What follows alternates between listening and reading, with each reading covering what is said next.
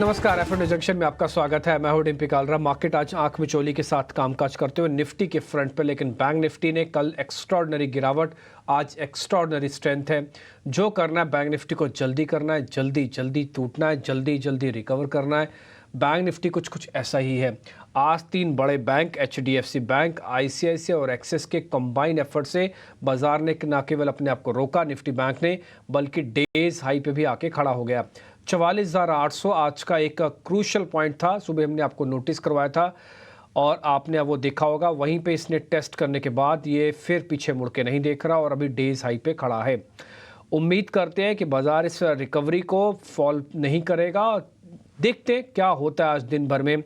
और लेकिन जो पुल बैक हैं वो भी फिलहाल अभी छोटे हो सकते हैं। 45,700 750 लग रहा है कि आज तक का एक पुल बैक बन जाएगा। खैर, हम आगे बढ़ते हैं। आज हमारे साथ दो मेहमान होंगे। एक का नाम है विनय तिवारी और एक का नाम है विनय रजानी। दोनों विनय हमारे साथ हैं और हम विनय से, यानी कि आराम से, शालीनता से, तसल्ली से इन दोनों से करेंगे बातचीत। पहले विनय तिवारी से होगी, फिर विनय रजानी से होगी। और मेरी खुशनसीबी है, मैं इन दोनों विनों के बीच में हूं, तो मेरा भी अपना विनय, अपनी सहनशीलता थोड़ी बढ़ जाएगी। अच्छा लगेगा आप दोनों मेहमानों से बातचीत करके। बहुत बहुत शुक्रिया, थैंक यू वेरी मच। आपने आज टाइम निकाला, हमको आप समझ दे रहे हैं, बहुत बहुत शुक्रिया, थैंक यू वेरी मच। लेकिन आप दोनों से मैं चर्चा करूं उससे पहले एक बार रिपोर्ट कार्ड दिखाते हैं हमारे कल के मेहमान का।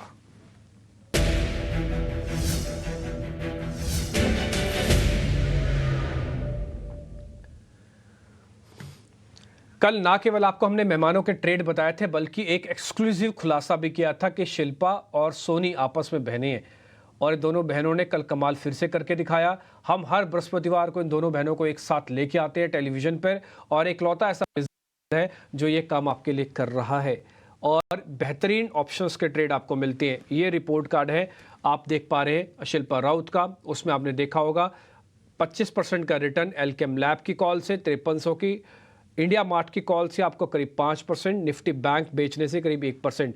ये जो इंडिया मार्ट वाली कॉल है जहां से आपको 5% का रिटर्न मिला, ऑप्शंस में बहुत छोटा है, बहुत छोटा है। ऑप्शंस का रिटर्न तो 100 200 500% तक चला जाता है।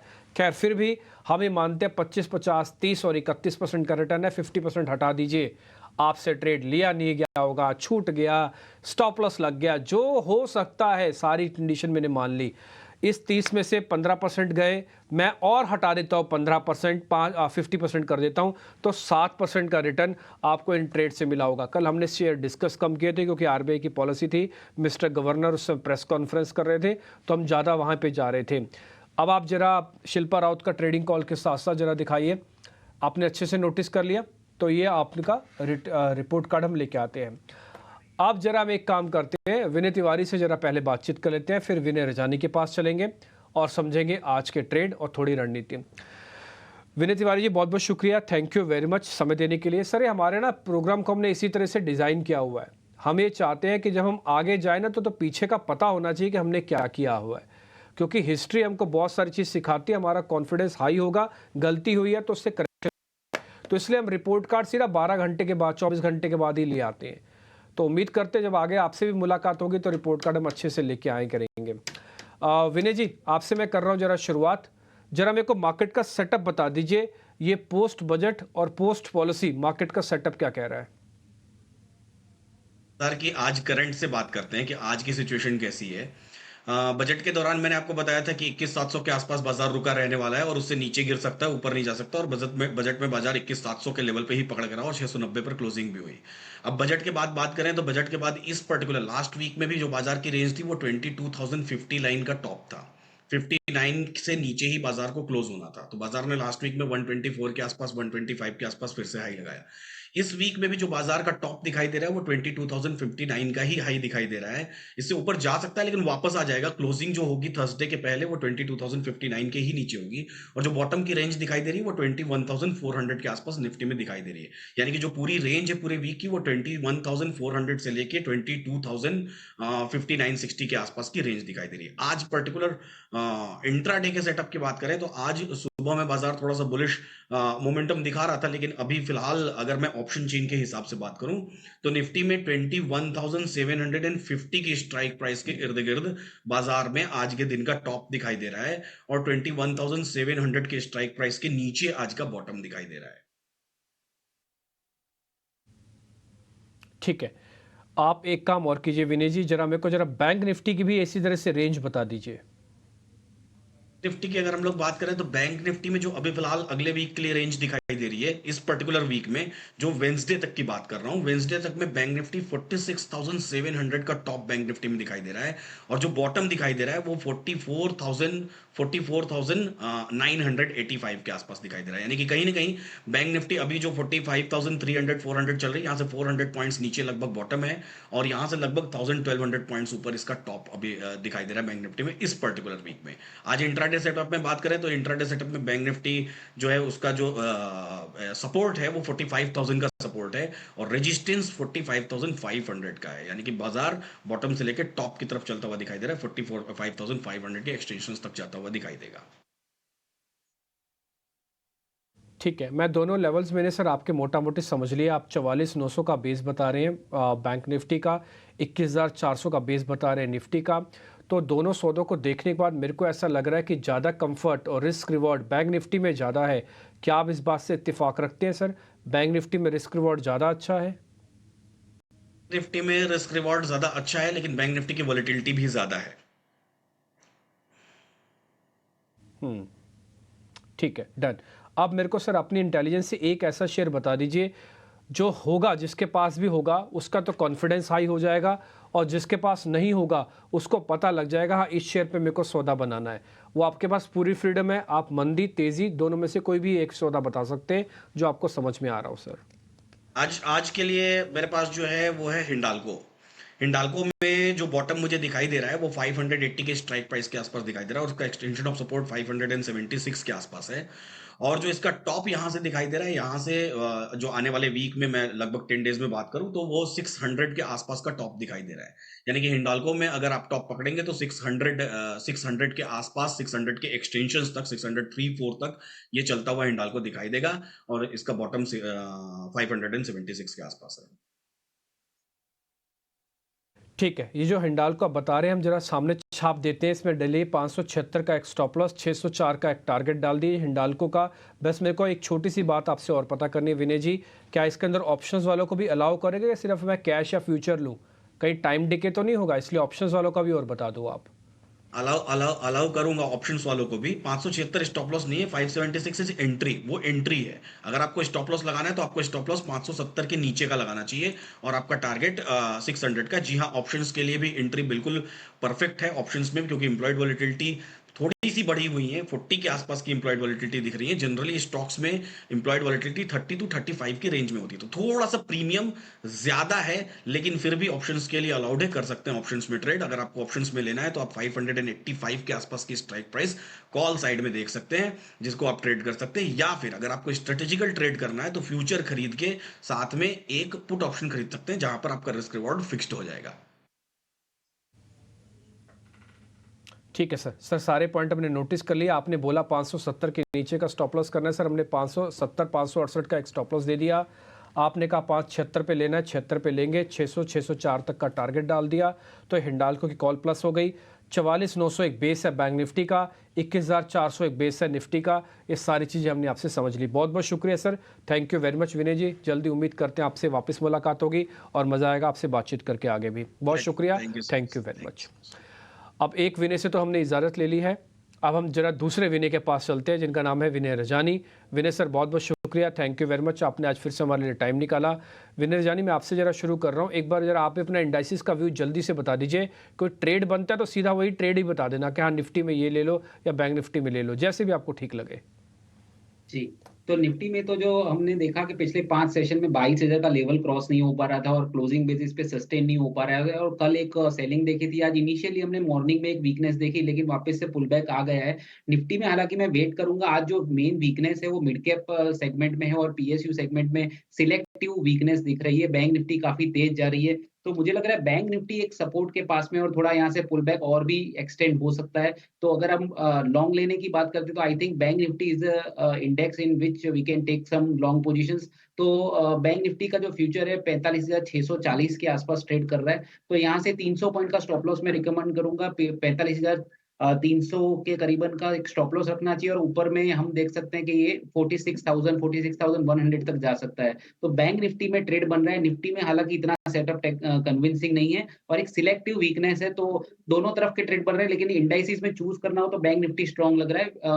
45,300 के स्टॉप लॉस से 46,100 के टारगेट इन फेब्रुअरी फ्यूचर। बहुत ही बढ़िया सर। 46,000 46,200 तक मेरे को भी लगता है कि आ जाएगा। अभी थोड़ी देर पहले विनय वन भी यही बात बता के गए हमको कि 46,200 तक की ऊपर की रेंज बनती है और आपका रिस्क वॉट भी ठीक है। आप सर यकीन मानेंगे विनय सर, आज हमने सुबह भी बैंक निफ्टी के बारे में बोला और ये भी कहा कि 44,800 पे ले लो। बस हमसे एक मौके की गलती ये हो गई कि हमने 50-60 पॉइंट के चक्कर में रह गए। हमने दर्शकों को सीधा नहीं बताया कि अब डाल दो सौदा, लेकिन उनको रेंज बता दिया था कि 44,800 पे आ जाना। आज में पुल बैक आने के चांसेस ज़्यादा हैं और पुल बैक देख के अच्छा भी लग रहा है। 450 पॉइंट ऊपर बैंक निफ्टी ट्रेड कर रहा है।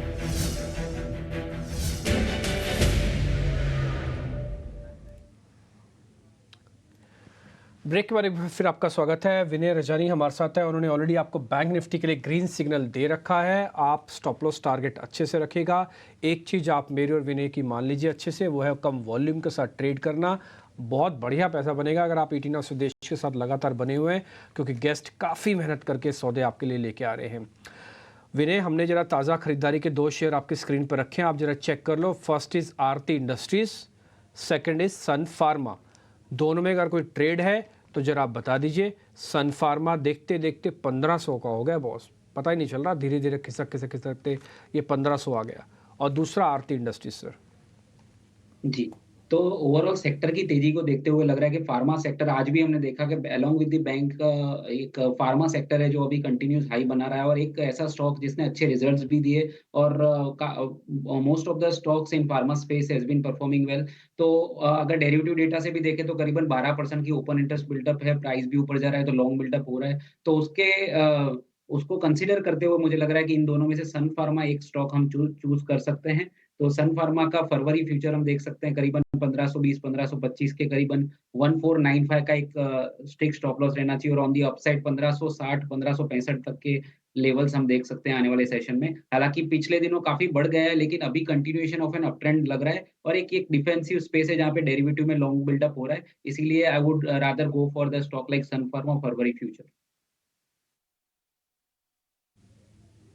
ओके ठीक है, 1500। सर आरती को क्या करें?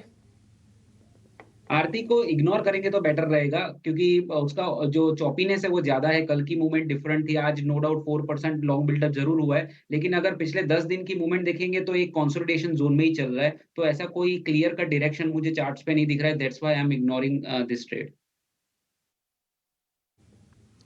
ठीक है, 2 में से आपने एक पास कर दिया। हालांकि उसमें भी आपको ये बात पता होनी चाहिए कि सन फार्मा चला हुआ शेयर है, ये माइंड में हमेशा रखिए अपना। इसलिए आप जो भी काम करें थोड़ा वॉल्यूम वगैरह देख के चेक करके कीजिएगा। छोटे छोटे वॉल्यूम के साथ डाल के काम कीजिए। Book the profit leave the market वाले कंसेप्ट पे आओ। जल्दी जल्दी प्रॉफिट मार्केट देने की कैपेसिटी रखता है। बुक करो और तुरंत निकलो भी बाहर। 1560 आपका टारगेट है, 1495 आपका स्टॉप लॉस है। ये आपके लिए सन फार्मा हो गया। आरती इंडस्ट्रीज गिर गया है, उसमें सिरकत कोई सौदा नहीं है।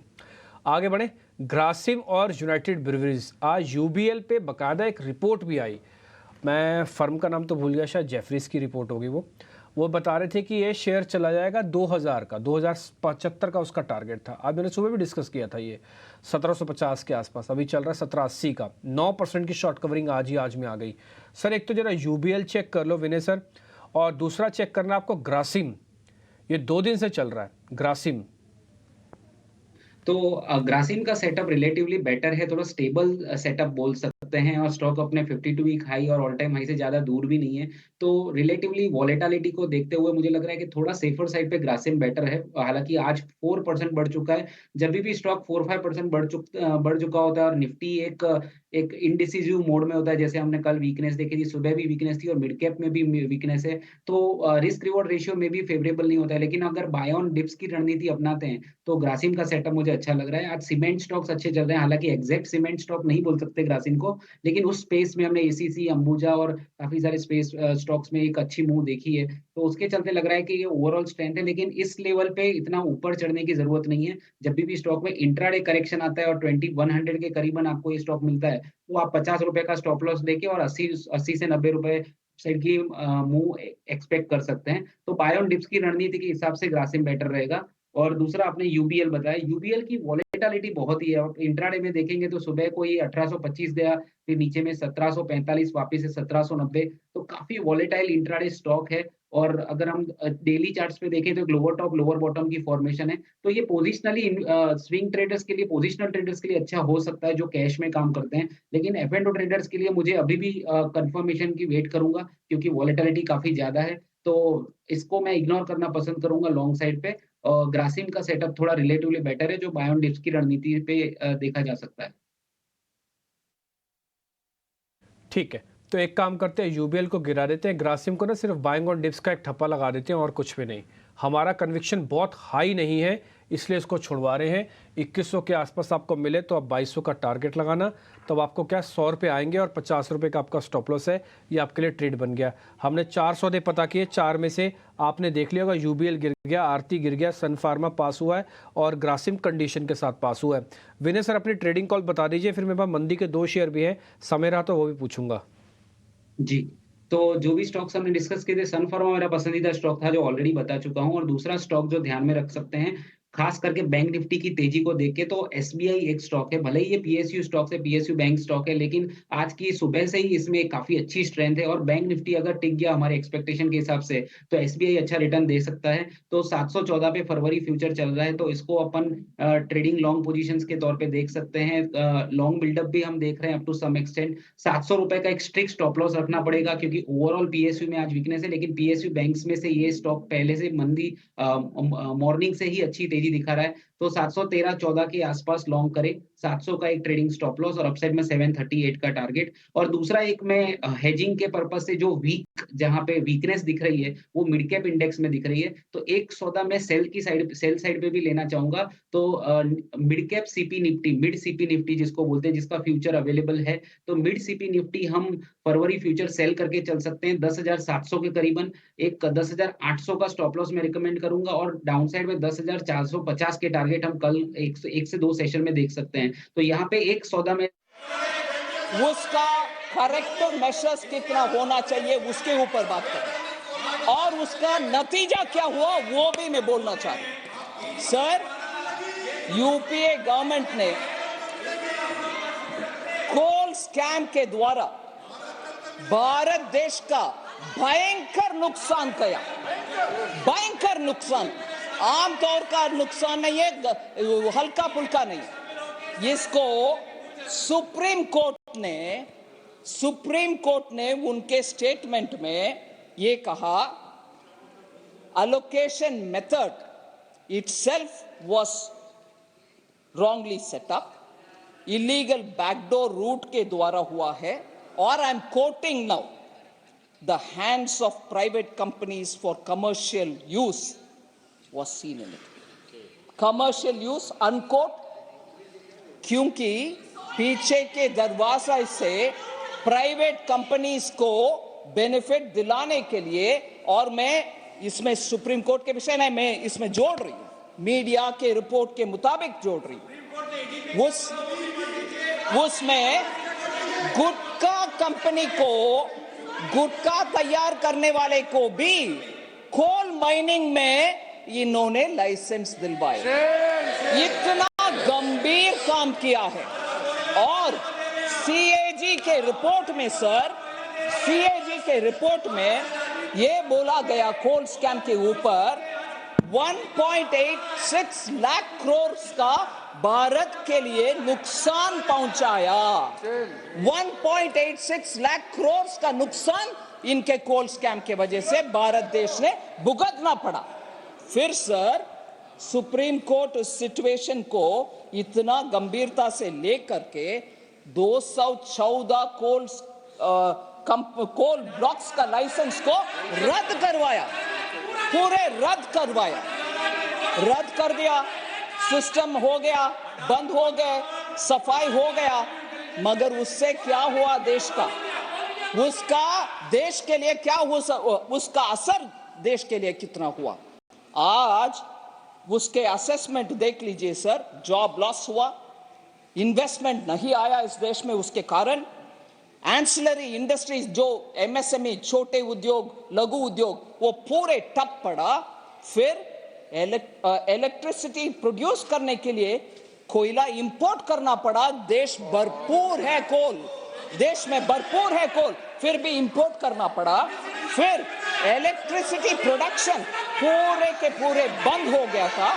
और आपको भी